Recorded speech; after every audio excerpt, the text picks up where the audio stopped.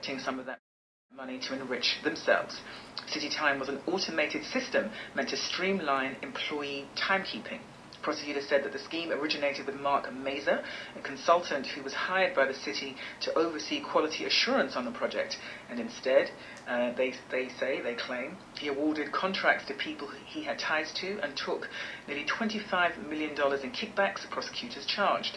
Mr. Mazer, his colleague Scott Berger, and the men whose companies he steered business toward, Dmitry Aronstein and Victor Natamzon, also submitted false timesheets for consulting work, the authorities claimed. Mr. Mazer's wife Svetlana and his mother Larisa Medzon were also arrested and charged with money laundering for funneling the kickbacks through a series of shell companies, according to prosecutors. Now, the indictment raises questions of the city's oversight of the CityTime project, how the Office of Payroll Administration, a hybrid agency of the mayor's and comptroller's offices, lost control of the project under the office's executive director, Joel Bondi. And some say it raises issues of using private sector workers, and they argue excluding those from the public sector, and highlights additional issues of accountability, transparency, and solutions. To discuss all of that and what has really exploded in New York City late last week, we're joined by New York City Comptroller John C. Liu, Brooklyn Councilwoman Letitia James, and District Council 37 Executive Director Lillian Roberts. Good morning and welcome all of you to Wake Up Call. Good morning. Good morning. Thank you so much. Good morning, Esther. Good morning, everybody. Thank you. New York City Comptroller, let's start with you. Just please lay out, I just gave a glimpse and a snippet of the charges. Give us some more detail about the charges against these five consultants. Well, actually, I think you laid it out pretty well, Esther. These individuals have been charged with essentially stealing $80 million from the people of New York City, and they must be brought to justice. Now, one of the big questions that has been raised was, how was this allowed to happen? Henry Garrido, who is an assistant associate director of District Council 37, the union representing 37,000 public sector workers, has been involved with in-depth research regarding this project since its inception. And he explained to me earlier the origins of the project through to its current reality. Take a listen. Here's Henry Garrido. Henry Garrido, welcome to Wake Up Call. Good, glad to be here. So you've been intricately involved in this from the beginning. Explain, how does this CityTime contract go from its original price of $68 million to this whopping $780 million? Take us through what happened. How did it get there? Well, let me try to do this as simple as I can. The original intent of this contract was to, in effect, create a method to police the time of city workers, to make sure that there were not abuses on the utilization of time by the city employees. Essentially, what they did was to bring in a company that was going to create a system using what is known as a commercial off-the-shelf software, or a software that is already in existence, and apply it to city agencies. That was the original contract and the original intent of the program. That's what the $68 million was supposed to do. The problem was, in that process, there were several changes in ownership of the company, and there were some changes into the process by which the city created its initial intention of the program, today known as CityTime. So what was the major change that created that shift? Well, the major change was essentially there was a request to customize the original package. Rather than apply an existing software program, they would create a program that would be strictly a city program that would have all the bells and whistles and all the requirements for the collective bargaining contract. If you could think about it as a car, if you go into a dealership and buy a regular car off the lot, it's going to cost you a price. But if you ask a dealer to build a car around your specification, obviously that's going to cost you a lot. And that's essentially what they did. They switched companies in the middle of the process. And when they switched the company, they never went through a regular request for proposals, nor did they put any checks and balances of how much is changed from a a off-the-shelf program to a customized program would cost the city of New York. So you say that this essentially created a monster with the amount jumping from 2000, then 2003. Just explain the jumps that happened and what was going on there. Well, that's correct. The initial jumps were small. They were small change orders that went, for instance, from 68 to $73 million, small changes that were done. But as the additional features were added into the program, we had major jumps year after year where change orders were put on the original contract that to the tune of $70 million a year. And every time that a new feature or a new agency would be added into the program, well, the cost of the program will go up.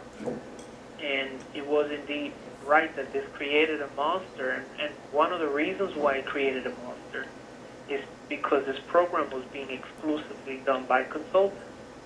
There were no city workers as part of the process. So you had consultants supervising other consultants who supervised other consultants, and they were all getting rich off this program. So moving forward, what would you like to see happen in order for this to change? As somebody who's on the receiving end, working with the detail, and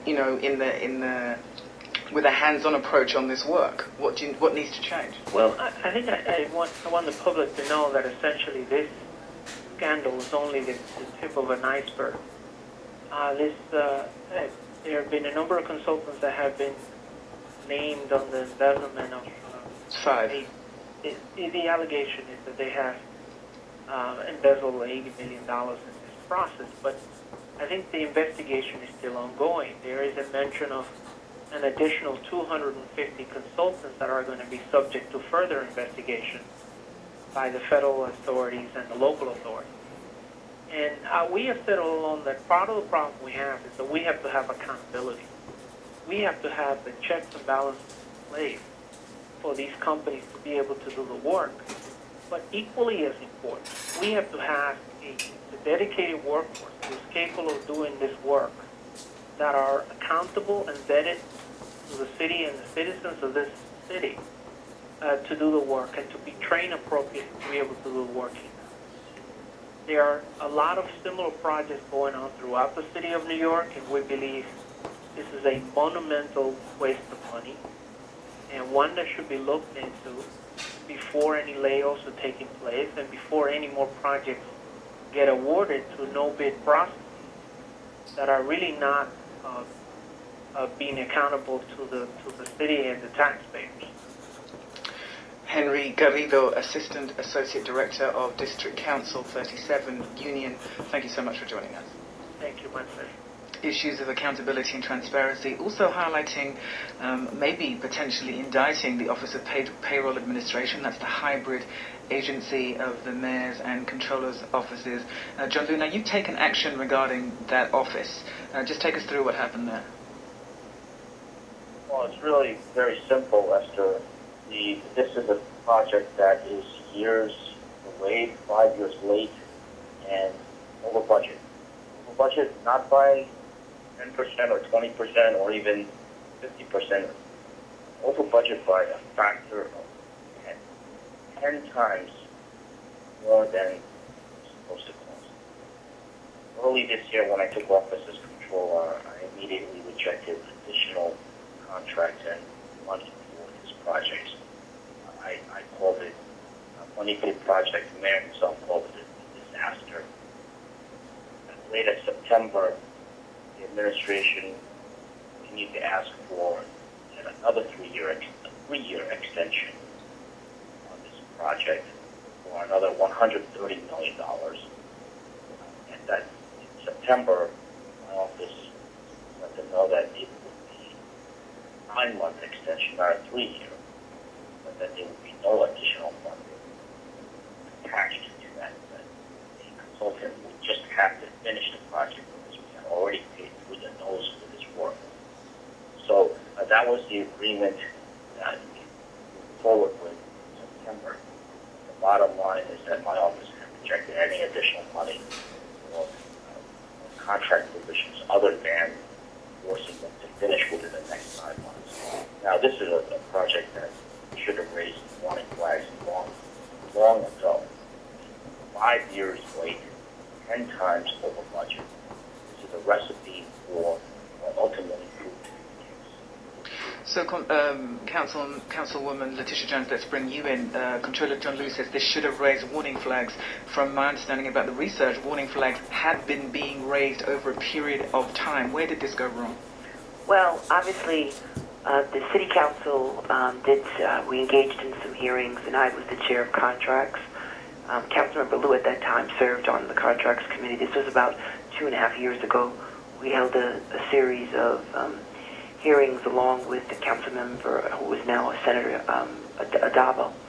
And what we uncovered was what the federal prosecutors have in fact documented in their indictment. And that is that there were a number of dummy corporations and shell corporations created by these consultants who were all connected to one another and also connected to the head of the Office of Payroll Administration. And in fact, there was no one basically in the administration who was holding the SAIC accountable. There was no oversight, and they were basically asleep at the switch.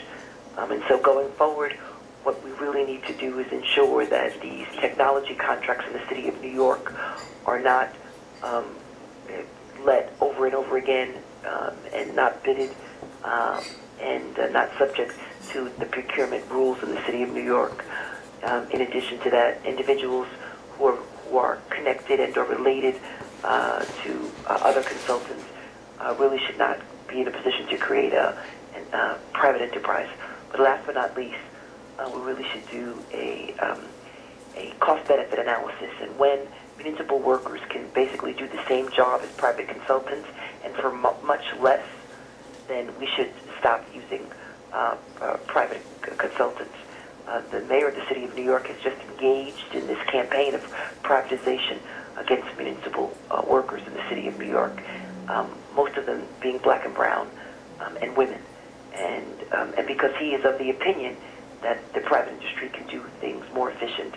And obviously, CityTime has proven this theory wrong and has confirmed our worst beliefs, which the Comptroller John Liu, myself, and Councilmember Adabo, under the leadership of District Council 37 Lillian Roberts, first uncovered years ago.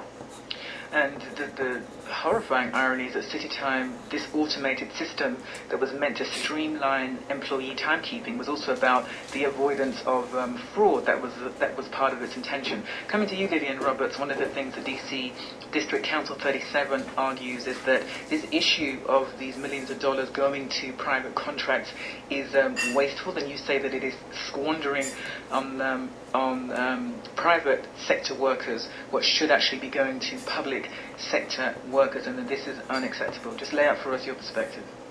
Well, actually, it has created all kinds of layoffs. Think of $780 million and laying off workers, and we constantly telling them that we can do the work. I think it's criminal. And the layoff of those workers created all kind of problems. And the waste of those resources created all kind of problems, not just for the workers, but also for the community as a whole, cutting back on their services, adding taxes, homeless shelters, workers living in shelters. These are all the things that are very, very painful to me. And this is just the tip of the iceberg, and that's why I get so loud about it, because every time we talk to the administration about increases where they were paying these people an enormous amount of money more than their workers, and to find the money, and we would find the money. This is what brought us to researching not just that project, but all the different contracts. And I'm so happy that we put emphasis on that and got the cooperation from the controller and certainly from Tish James, people who understood what we were saying, because we were able to prove it. Well, the phrase that keeps being repeated is that this is the tip of the iceberg. We know that there are a whole number, something like at least 25 other consultants. Only 5 have actually been charged. The charges were announced by the Office of the United States Attorney for the Southern District of New York and the New York City Department of Investigation of Fraud and Money Laundering. And as I said, these charges relate to an $80 million scheme in connection with 4 consultants. Now, Comptroller John Liu, your office has suspended the executive director from the Office of Payroll Administration, Joel Bondi, indefinitely without pay. What additional action has your office taken in connection with these charges? We've already closed on any additional payments to the company in question, Sparion, which currently has other work with the city other than the CityTime project. We're also initiating a review of all the major IT-related projects because these will fall into the same kind of fact pattern as the CityTime project. So there are a number of issues that are currently being explored vigorously. There will be many other follow-up actions announced in the coming weeks. So then, where was the oversight, the regulation of these consultants' behavior that they were able to go on for so long defrauding the city to the amount that they were without seemingly any checks or balances? It's a massive, massive fraud. $80 million is a lot of money. And as Councilmember James and Ms. Roberts will certainly echo, $80 million in a time when budgets are being slashed, services are being reduced, people being laid off. This did not come, or I should say, revealed at a first time. But what existing regulation existed in order for there to be oversight, or was there none? I mean, there was just not enough oversight at all. But what was there? It talks about before, when you have projects, it's not that complicated. It's not that complicated.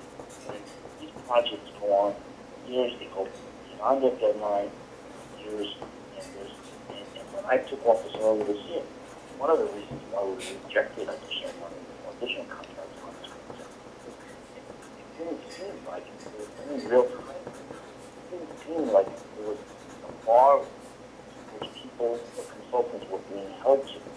And so, years of delay, cost overruns that seemed unlimited. That's a recipe for corruption.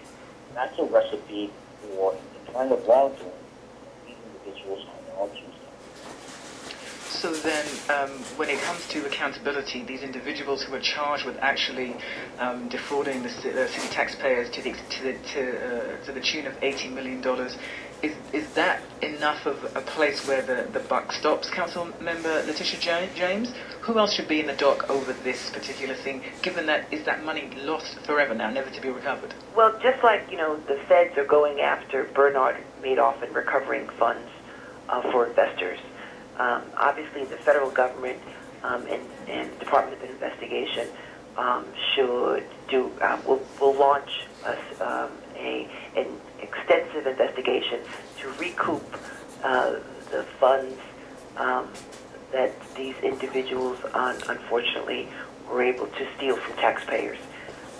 And hopefully, and as Ms. Roberts had indicated, the mayor of the city of New York should postpone any layoffs, postpone the closing of firehouses and daycare centers, and all of the fees that they want to charge for individuals who get in accidents. All of this should be set aside until such time as this investigation is completed, until such time as there is conviction and we can recoup some of these monies to taxpayers. It's my understanding that all of these individuals, and again, there's 200 some odd more consultants, just 4 people were arrested, 1 person was suspended, 200 other consultants are under investigation. This is just, as was indicated, the tip of the iceberg. This is the beginning of an investigation. They just uncovered $80 million. There's perhaps another $200 million that's out there. And so we should recoup these monies. These individuals most of them were living on the island living on Long Island, living high off the hog, all living in mansions with yachts and private offshore accounts. They should be investigated. We should seize all of their assets. We should auction a lot of their assets, and I'm sure if in fact we could see some of their offshore accounts, we could recoup these funds. We could avoid these layoffs, particularly during the holiday time, and we could save the jobs of municipal workers who, again, could have done this job at a cost savings to the city of New York. Most of these data employees make between $50,000 to $70,000. These consultants were, on an average, making $300,000 to $500,000 a year for basically doing the same jobs. Most of these payrolls were padded, and most of these companies that they created were dummy corporations. And again, the blame lies at the administration, who has the responsibility, or had the responsibility and continues to have the responsibility of supervising and holding these private companies accountable, and unfortunately did not engage in doing that at all. Two issues there. One, some may argue that the wider issue is that this is private versus public sector work and workers, and this argument about the idea that you privatize services in order to save money, but the abandonment of the regulation creates the potential for this type of fraud. Correct. Where was City Council when this was first put into place in order to ensure that the regulation was much, much tighter? Where were the voices of the City Council members at that stage? Well, I can't speak to that. You know, this contract was let under the Giuliani administration. I was not in office at that time. This was prior to the change in time in term limits, and when there was